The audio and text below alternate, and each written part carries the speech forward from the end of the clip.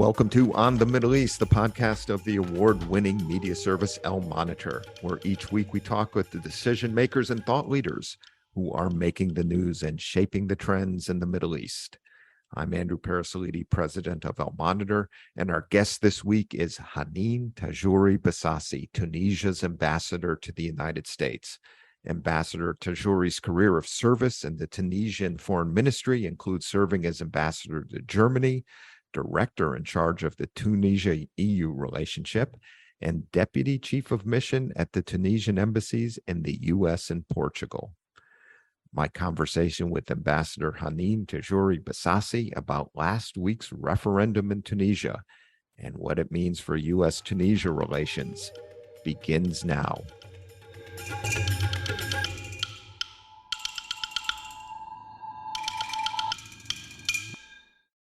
Ambassador Tajouri, welcome to On the Middle East. Good morning, dear Andrew. Thank you for the invitation. Thank you for joining us today. Really appreciate it. President Kais Saied won a referendum last week that consolidates political power in the presidency, which many observers, including the U.S., have noted with concern. Now, we'll get to the U.S. reaction shortly, but I'd like to stay on the Tunisian politics for just a moment. The vast majority of Tunisians didn't bother to show up for the vote, and much of the opposition, including the Islamist Ennahda party, boycotted the referendum. This didn't come out of the blue, as Saied, who was voted into office in 2019, suspended the parliament a year ago this month, following widespread demonstrations over a deteriorating economy in poor government services. Please explain to our listeners how Tunisia, the birthplace and promise of the popular pro-democracy Arab Spring demonstrations just over a decade ago, which toppled longtime President Zine El Abidine Ben Ali in 2011, got to this point with the referendum. Thank you, Andrew, for the question. Indeed, a referendum has been held on July 25th on the draft of the new constitution. It has been supervised by the Independent High Authority for Elections, EZ, which attested during several press briefings that the referendum has been managed safely in transparent and fair way with the presence of national and international observers. The turnout was about 30.5% of the registered voters. For summer elections, I think it's an acceptable rate because it's a holiday period, not only for the Tunisians in Tunisia, but also for the diaspora. So roughly 3 million voters participated openly and freely expressed themselves.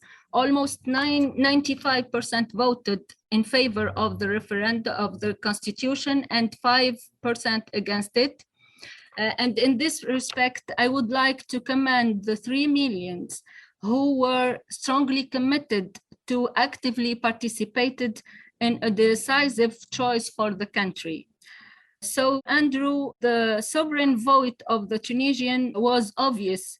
They endorsed the political reform process announced 1 year ago by Mr. President of the Republic, a process that aims to establish a healthy and sustainable democracy that can finally meet the real needs and expectation of the Tunisian people, a democracy that can enable an effective fight against corruption, a democracy that can raise the tremendous economic challenges and show the economic dividend of being a democracy in the daily life of the Tunisian people. I think that the loud voice of a large number of Tunisians reiterates the firm will to turn the page of the political impasse that has handicapped during the past years the normal functioning of the institutions and has further amplified a feeling of frustration and disappointment among the population. So that's why the next steps after the referendum is that the Tunisian authorities are really determined to finish with these exceptional measures and to resume a normal and efficient functioning of the institution. That's why the next step will be to focus on the amendment of the electoral law, the economic issues, and also on the organization of the legislative elections on December 17th of this year to have a new elected parliament. Ambassador, the opposition parties in Tunisia, the main opposition parties, stood down from this referendum and did not get engaged at all. And that may be one of the reasons we saw that the overall turnout was quite low, as you pointed out, although the vote itself showed of those who did vote, an overwhelming majority did vote for the referendum. But you mentioned that this is a step forward in terms of Tunisian democracy, but how does the suspension of parliament last year, followed by a referendum that gives more power to the president, advance democracy? Tunisian people rejected dissolved parliament because, and even political parties who were represented within this parliament called for this action. So because Tunisian people feel like they are trailed by the political class, they feel that people within the parliament focus only on their very narrow interest, or the interest of their political parties. They didn't really care about the real needs of the Tunisian people, and they didn't focus on the real needs of Tunisian people. That's why they took out to the street and asked the president to take the necessary measures based on the constitution. And that's why we last year on July 25th, we have the announcement of these exceptional measures. And as I told you, the intent of the whole process is to try to rectify the democratic process and to establish a sustainable democracy and a healthy democracy. And you mentioned the strong power now on the president according to the new constitution. But the president will be accountable before the people who will elect him. And also he will be accountable before civil society, which in fin, the most notable gain of these last 11 years of democracy, of this nascent democracy.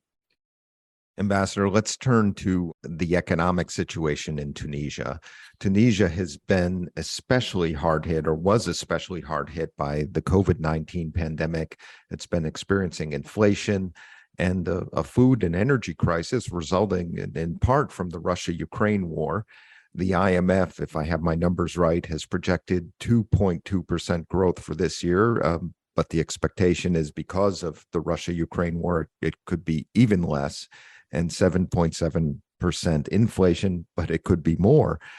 Help us understand the economic underpinnings of the current political situation in Tunisia and how the Tunisian people are dealing with these conditions. Actually, the already difficult and fragile economic situation in Tunisia has been further aggravated by the pandemic, and even worsened because of the ongoing crisis and the war in Ukraine, which has been occurred at a time when the global economy is gradually recovering from the pandemic. The war disrupted the production system around the world and accentuated the supply chains difficulties, because it concerns two major global exporters of hydrocarbons and cereals. I think after the current war, it turned out that Ukraine is feeding a large part of the world. And it's worthy to highlight that the ongoing crisis has a direct impact on Tunisia economy, embodied by additional difficulties, mainly in terms of budget, of course, because of the excessive increase worldwide of the prices of the essential food, the staples, and hydrocarbons.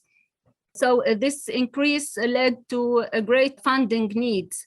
Regarding the food security, I would like to underscore that Tunisia co-sponsored the resolution adopted by the General Assembly last May on global food and security, calling the international community to undertake concrete actions to help the most impacted countries by this war.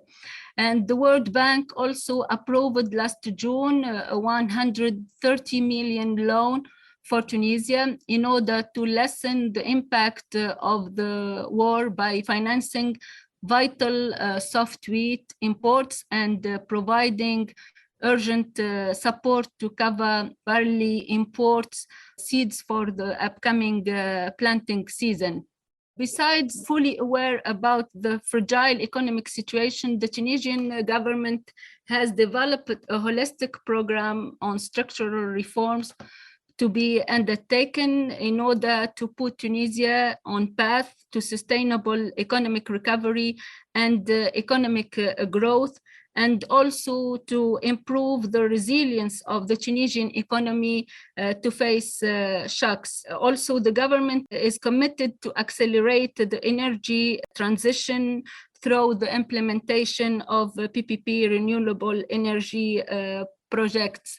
And let me tell you that the economic reforms or the program on economic reforms will be discussed and negotiated with the IMF in order to have a new agreement, and the echoes and the feedback of the last visit of a delegation from the IMF to Tunisia were very, very positive. And we are waiting for a staff level agreement in the upcoming week, inshallah. Ambassador, we covered this week that there is a water scarcity issue in parts of Tunisia as well. How severe is the water scarcity problem in some parts of the country? And do you anticipate that the reforms you've been talking about will also address that issue? This issue is a worldwide issue, and the Tunisian government is trying to find the appropriate solution to it. But frankly speaking, the program with the IMF is focused mainly on the restriction of the public enterprises and subsidies, and the banking system also.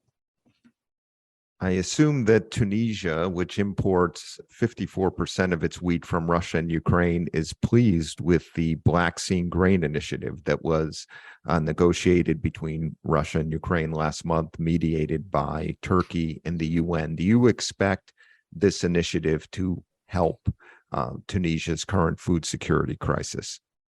Yeah, we hope so, because we almost import 60% of our needs from Ukraine and Russia, and we would love to be part of any initiative that can the Tunisian government to face this threat of food security. And Tunisia also attended the conference of Berlin on food security held last June, and as I told you, we were a country co-sponsoring the resolution adopted by the General Assembly to call the international community to take concrete actions in order to lessen the impact of the war on the most impacted countries, of course, among them Tunisia. Ambassador, as your country's representative here in Washington, you are on the front lines of U.S.-Tunisia relations. The Biden administration has proposed slashing aid and assistance to your country. That was even prior to the referendum. And the referendum was a further setback for bilateral relations. U.S. Secretary of State Antony Blinken said last week after the referendum that, and I'm going to quote here, Tunisia has experienced an alarming erosion of democratic norms over the past year and reversed many of the Tunisian people's hard-won gains since 2011. And he added that since last year, the suspension of constitutional governance, consolidation of executive power, and weakening of independent institutions have raised deep concerns about Tunisia's democratic path. both in Tunisia and internationally, end of quote. Where do U.S.-Tunisia relations stand at this point after that strong statement from the Secretary of State? You know, we very much value the long-standing friendship with the United States of America. And this year we are celebrating the 225th anniversary of the Tunisian-American Treaty of Peace and Friendship. And the Tunisian authorities are looking forward to further enhancing the strategic partnership with the United States of America, but based on mutual respect, shared values, and common interest. And that's why, as you mentioned, the recent statement of Secretary of State Mr. Blinken on the political process in Tunisia and testimony of the appointed new ambassador, US ambassador to Tunisia, before the Senate Committee on Foreign Relations during the hearing related to the confirmation of his nomination, were considered at a high level as an interference in the Tunisian internal affairs and as a non-respect of the independent and sovereign decision of the Tunisian people. These statements were widely criticized also by the public and accepted by the public opinion and the Tunisian civil society. I think that after the referendum, the choice of the Tunisian people was clear. They trust the president and they would love to see a democracy that delivers, because the revolution was about liberty and dignity, but also about economic dignity. So I think in this very sensitive and crucial phase of its democratic process, Tunisia is looking forward the valuable support of all its reliable partners and friends, and of course, at the top of them, the United States of America. We are looking for this support if our partners really are willing to contribute constructively to the success of the Tunisian democratic experience, which the Tunisian people are very attached to it and will never let down their democratic gains, and they will never allow any democratic backsliding in Tunisia. And regarding the assistance, of the assistance at the economic level and at the military level will not help to the Tunisian people to concretize the goals of their revolution. As I told you, after 11 years after the revolution, there is a large feeling of frustration and disappointment because Tunisian people didn't feel the economic dividend of being a democracy. So the problem is mainly economic, and without the support and the help of our friends and partners, we cannot sustain this democracy. So we need to closely work with our partners to have this flourish democracy sustained. And to be frank with you, I think that the democracy is the unique destiny of the Tunisian people, and Tunisia is and will remain on the democratic path. And all these exceptional measures are only aiming, as I told you, to have finally this democracy that can work and that can deliver. Ambassador Tajouri, thank you for joining us today on the Middle East. I really appreciate your talking with us about developments in Tunisia and U.S.-Tunisia relations. Thank you so much. Thank you, Mr. Andrew. We will return after this short break.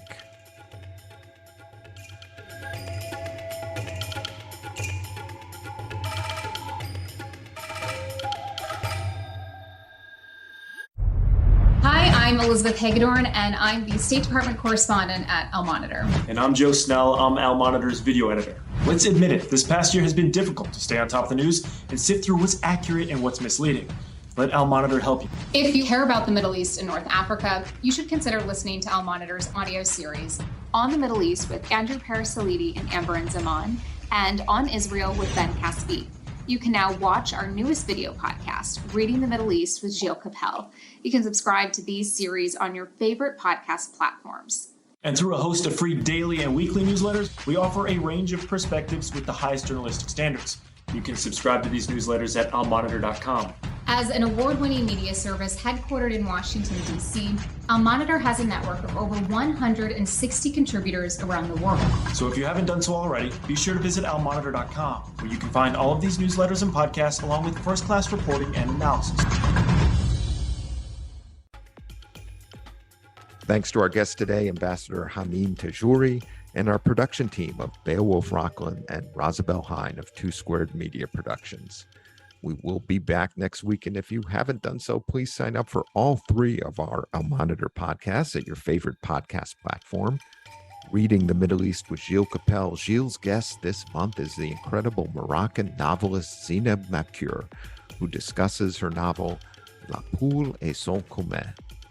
And On Israel with Ben Caspin, where Ben this week speaks with former IDF intelligence chief Tamir Hammam. And of course, this podcast On the Middle East, where in addition to my interview today, you should also check out Amber Zaman's interview earlier this week with Yevgenia Gaber, a former Ukrainian diplomat who is currently a senior fellow at the Atlantic Council and Carleton University. Thank you all for listening, and please keep up with all of the news and trends in the Middle East at almonitor.com.